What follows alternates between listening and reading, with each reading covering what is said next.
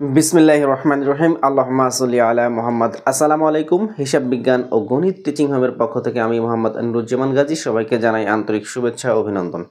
প্রিয় সপ্তম শ্রেণীর শিক্ষার্থী বন্ধুরা, তোমরা সবাই কেমন আছো? নিশ্চয়ই ভালো আছো, সুস্থ আছো।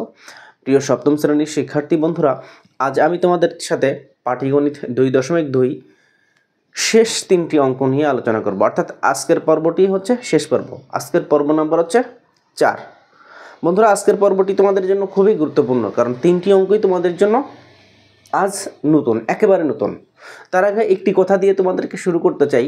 মনে করো যে তুমি 12 টাকা দিয়ে একটা দ্রব্য ক্রয় করেছ।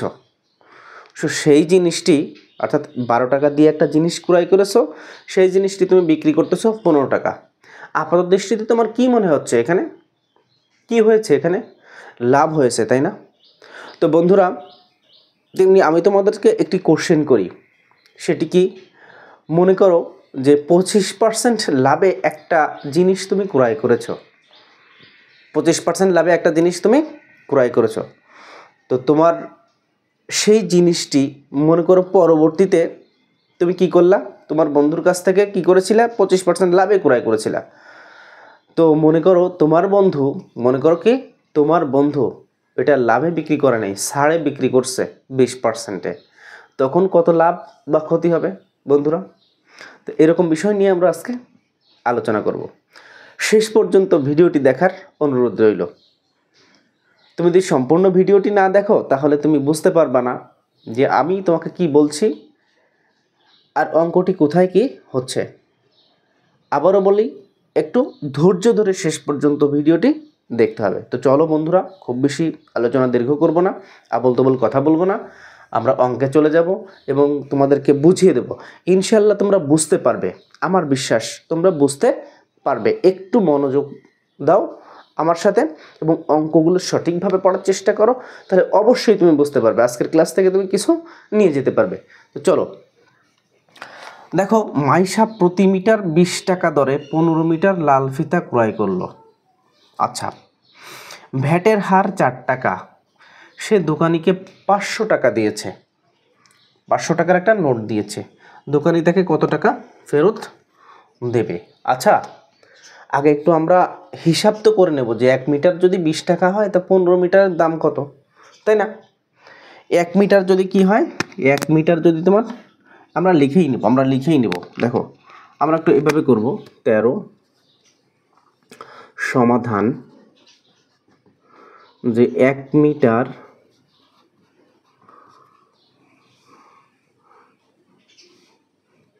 ফিতার ক্রয় মূল্য কত টাকা বন্ধু? 20 টাকা। অতএব তুমি লিখবা যে 15 মিটার ফিতার ক্রয় মূল্য বেশি হবে নাকি কম হবে বন্ধু? বেশি হবে নাকি কম হবে? দেখো, এই গুণটিও তোমাদেরকে ট্রিক্স আমি শিখাই দিচ্ছি। 15 দুগুণা কত বন্ধু? 15 দুগুণা 30, আর এই শূন্যটা এখানে বসে গেল। দেখো তো, খুব সহজে করে ফেললাম না? তাহলে দেখো তো, 15 মিটার ফিতার ক্রয় মূল্য কত টাকা? 300 টাকা, তাই না? তো এই 15 মিটার ফিতা কিনে সে 300 টাকা দোকানিকে দিবে, তাই না? তো দিয়েছে কত টাকা? 500 টাকা। এখন কথা আছে, এই 300 টাকা যে দিয়েছে বন্ধু, তোমাকে এর সাথে ভ্যাটও যুক্ত করতে হবে, ভ্যাটও দিতে হবে। ভ্যাটের হার কত পার্সেন্ট? 4%। দেখো, ভ্যাটের হার কত? 4%।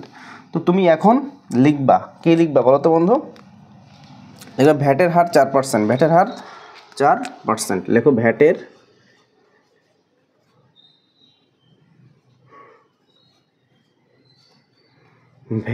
হার 4%। অর্থাৎ 100 টাকায় ভ্যাট দিতে হয় 4 টাকা। 100 টাকায় ভ্যাট কয় টাকা বন্ধু? 4 টাকা। আর 1 টাকায় কম হবে কিন্তু, বুঝছো? 1 টাকায় কম। আর তোমার এই 300 টাকায় কত টাকা ভ্যাট দিতে হবে সেই জিনিসটা তোমাকে বলতে হবে। তাহলে 300 টাকায় বেশি দিতে হবে। তুমি যদি কাটাকাটি করো তাহলে দেখো 3 4 12 টাকা আসে এখানে। অতএব ভ্যাট সহ মাইশাকে দিতে হবে 300 যোগ 12 সমান 312 টাকা। আচ্ছা, সে দোকানিকে কত টাকা দিয়েছিল? 500 টাকার একটা নোট দিয়েছিল, তাই না? তো দোকানি তাকে কত টাকা ফেরত দিবে? তুমি লেখো, দোকানি তাকে ফেরত দিবে 500 বিয়োগ 312। তাহলে তুমি বিয়োগ করো, এখানে 8 হয়, হাতে 1, এখানে 8 হয়, হাতে 1, এখানে 3 এর 1 4 এর 1 5 188 টাকা হয়। তো দোকানি তাকে ফেরত দিবে কত টাকা? 188 টাকা। তোমরা বুঝতে পারলা কিনা বন্ধু? খুব সহজ না অঙ্কটি, বলো? তাড়াহুড়ো করার দরকার নেই, খুব সিস্টেমেটিকভাবে তোমার মেধাকে খাটিয়ে আস্তে আস্তে সুন্দর করে অঙ্কটি উপস্থাপন করতে হবে। কারণ প্রেজেন্টেশন যদি ভালো না হয়, যদি তোমার প্রেজেন্টেশনটা ভালো না হয়, তাহলে কিন্তু তুমি ভালো নম্বর অ্যাচিভ করতে পারবে না। তাড়াহুড়ো করার দরকার নেই। হ্যাঁ, সময়ের সাথে আমি তাল মিলাবো, কিন্তু তার মানে এই না তাড়াহুড়া করতে গিয়ে অঙ্কটি ভুল করে আসব। তো তুমি লেখো উত্তর 188 টাকা। তো বন্ধুরা, আমাদের 13 নম্বর অঙ্কটি দেখো এই ছিল। খুব সহজ, কিন্তু খুবই সহজ, খুব সহজ। নতুন যে বিষয়টি ছিল তোমাদের, যে ভ্যাটের হার, হার মানে হচ্ছে 100। তো 100 টাকায় হার কয় টাকা? 4 টাকা, 4%। মানে 100 টাকায় 4 টাকা, তাহলে 100 টাকায় যদি ভ্যাট দেয় 4 টাকা, 1 টাকায় কত? আর 300 টাকায় সে ভ্যাট দিচ্ছে 12 টাকা। তো মোট তাকে দিতে হচ্ছে 312 টাকা। তোমাদেরকে সুন্দর করে আমি দেখিয়ে দিলাম। এরপরে আসো, এরপরের অঙ্কটিতে আমরা চলে আসবো বন্ধু। মিস্টার রায় একজন সরকারি কর্মকর্তা। তিনি তীর্থস্থান পরিদর্শনের জন্য ভারতে যান। খুব ভালো কথা। মানে মিস্টার রায় একজন লোক, তো তিনি তীর্থস্থান, তো বোঝো তীর্থস্থান মানে কি? যে স্থানগুলো অনেক বেশি সুন্দর এবং ওই তোমার যেখানে ইবাদত করা যায়, করা হয়, সেসব জায়গাতে তিনি ঘুরতে গিয়েছেন। খুব ভালো কথা। যদি বাংলাদেশি 1 টাকা সমান ভারতীয় 0.63 রুপি হয়, তবে ভারতীয় 3000 রুপির জন্য বাংলাদেশের কত টাকা প্রয়োজন হবে? আচ্ছা, তা আমি কিন্তু সহজে তোমাদেরকে লিখতে পারি যে 0.63 রুপির জন্য বাংলাদেশের দিতে হয় কত টাকা? 1 টাকা। তো তুমি লেখো সমাধান।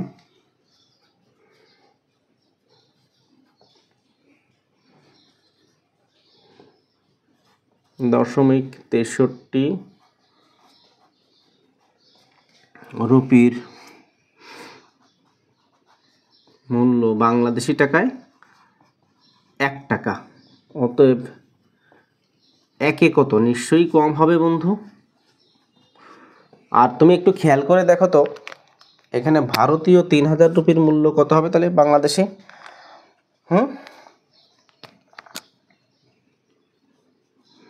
এখানে সমান মূল্য লেখো, সমান মূল্য। তাহলে ভারতীয় এই 3000 রুপির সমান মূল্য 1 গুণ 3000 ভাগ 0.63। তো 3000 রুপির জন্য বাংলাদেশের কত টাকা প্রয়োজন হবে? তো তুমি এটা যদি করো তো কিছুটা দশমিক আসবে। দেখো, এটা যদি করো তো আমার এরকম আসবে, এই দশমিকের জন্য একটা 1 আর দুটো সংখ্যার জন্য দুটো 0 আসবে, তাই না? তো সব মিলিয়ে আমার আসবে এরকম একটা সিস্টেম আসবে। দেখো, এরকম আসবে, এরকম আসবে, এই 63। তো তুমি যদি এইটাকে ভাগ করো তাহলে কত আসবে?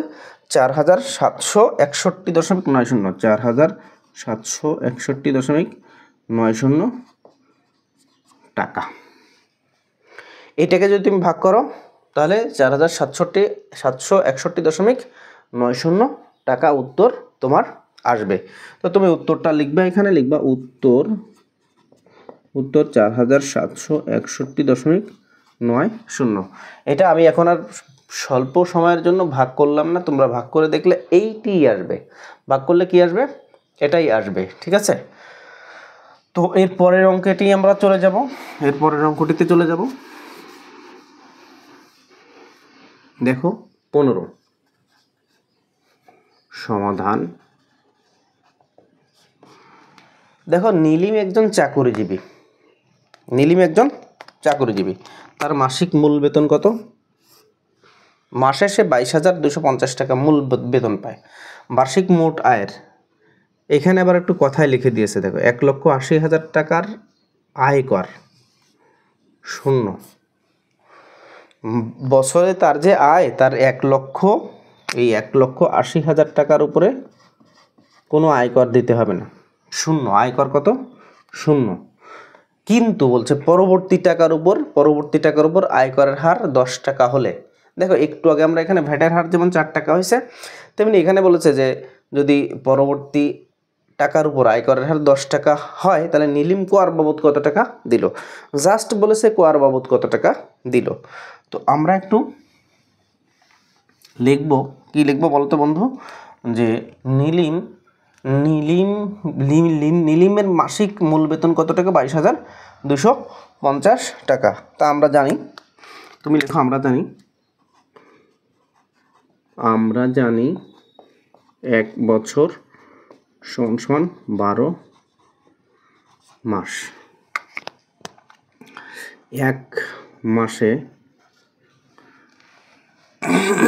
এক মাসের মূল বেতন,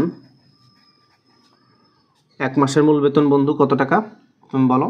1 মাসের মূল বেতন 22,250 টাকা। অতএব 12 মাসের মূল বেতন 22,250 গুণ 12, এত টাকা। তো তুমি যদি এখানে গুণ করো 22,250 গুণ 12, 2 0 5 2 10, হাতে 1 5 2 4 1 5, 2 2 4, 2 1 2। আবার দেখো 2 0 0 2 0 0 5 2 10 0, হাতে 1 2 2 4 1 5, 2 2 4, আবার 2 2 4।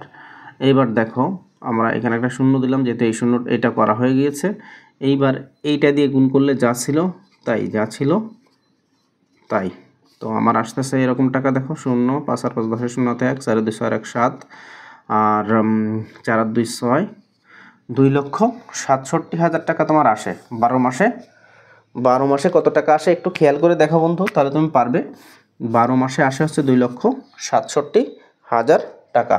তো তুমি এখানে লেখো 2,67,000 টাকা। এখন খেয়াল করো, খুব সুন্দর কিন্তু বন্ধু, খুব সুন্দর নিয়মটা। সেটা কি 2,67,000? তো কর দিতে হবে না কত টাকার উপরে? 1,80,000 টাকার উপর কর দিতে হবে না কত টাকার উপরে? 1,80,000 টাকার উপর। এখন তোমার এই টাকাটার থেকে যদি এই টাকাটা বাদ দিই, তাহলে বাকিটা করযোগ্য না? আবার বলি, দেখো তাহলে করযোগ্য টাকা কি লিখব? করযোগ্য টাকা 2,67,000 বিয়োগ 1,80,000। বন্ধু তুমি হয়তো ভাবছো যে এই 2,67,000 থেকে 1,80,000 বাদ দিলাম কেন, তাই না? বাদ দিলাম এটা এই কারণে, এখানে তোমাকে বলেই দিয়েছে, দেখো 1,80,000 টাকার আয়কর শূন্য, মানে 1,80,000 পর্যন্ত তোমাকে কোনো আয়কর দেওয়া লাগবে না, 0 টাকা হচ্ছে আয়কর। তাহলে 1,80,000 টাকা তুমি বাদ দিয়ে দাও, বাকি টাকার উপর আয়কর দিতে হবে, তাই না? তো তুমি যদি এটা বাদ দাও তাহলে কত আসতেছে?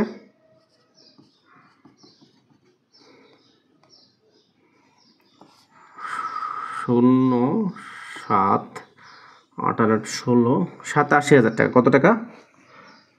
এত বা 87,000 টাকা। কত টাকা? 87,000 টাকা। এখন তুমি দেখো, এখন 100 টাকায় সে কত টাকা আয়করের হারটা কত? হার মানে তো আমরা জানি পার্সেন্টেজ, তাই না? এই যে 10, হার হচ্ছে 10। তো আমি কি লিখতে পারি তুমি বলো তো, যে 100 টাকায়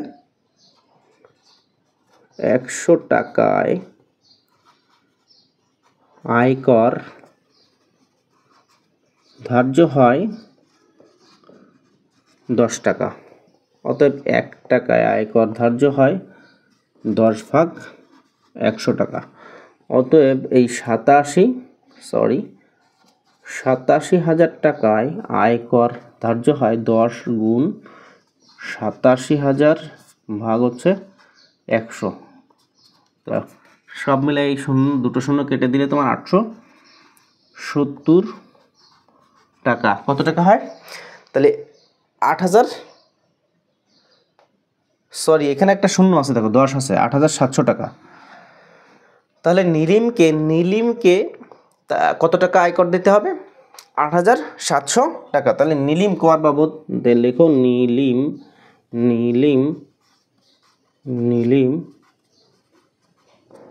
কর বাবদ 8,700 টাকা পরিশোধ করে। 8,700 টাকা পরিশোধ করে। উত্তর 8,700 টাকা। উত্তর কত টাকা? 8,700 টাকা। তো বন্ধুরা দেখো 15 নাম্বার আমি আবারও একটু তোমাদেরকে হাইলাইটস করছি। এখানে 1 মাসের বেতন দেওয়া ছিল, আমরা জানি 1 বছর সমান 12 মাস। 1 মাসের মূল বেতন এই টাকাটা, আর 12 মাসের মূল বেতন এত টাকা। এখন আমাকে এখানে শর্ত দিয়ে দিয়েছিল, কি শর্ত? যে 1,80,000 টাকার উপর তোমাকে কর দিতে হবে না। তাহলে কর দিতে হবে কত টাকায়? বাকি টাকায়। বাকি কত টাকা? 2,67,000 থেকে 1,80,000 বাদ দিলে 87,000 টাকা হয়। দেখো এখানে দেখিয়ে দিয়েছি 87,000 টাকা। তো এই টাকাটা করযোগ্য। তাহলে 100 টাকা এখানে বলে দিয়েছে 10%, 10 হার হচ্ছে 10 টাকা। তো 100 টাকায় আয়কর ধার্য হয় 10 টাকা, 1 টাকায় কম, 87,000 টাকায় বেশি। তো আমাকে কর দিতে হবে 8,700 টাকা। 8,700 টাকা, 8,700 টাকা, ঠিক আছে। তো নীলিম কর বাবদ 8,700 টাকা পরিশোধ করে। তোমার এই অঙ্কটির উত্তর 8,700 টাকা। তো বন্ধুরা আমার এই ক্লাসটি যদি তোমাদের ভালো লেগে থাকে তাহলে অবশ্যই লাইক শেয়ার করে আমার পাশে থাকবে, আমাকে অনুপ্রাণিত করবে। আর অবশ্যই আমার চ্যানেলটিকে সাবস্ক্রাইব করতে ভুলবে না। সবাই ভালো থাকো, সুস্থ থাকো, আল্লাহ হাফেজ।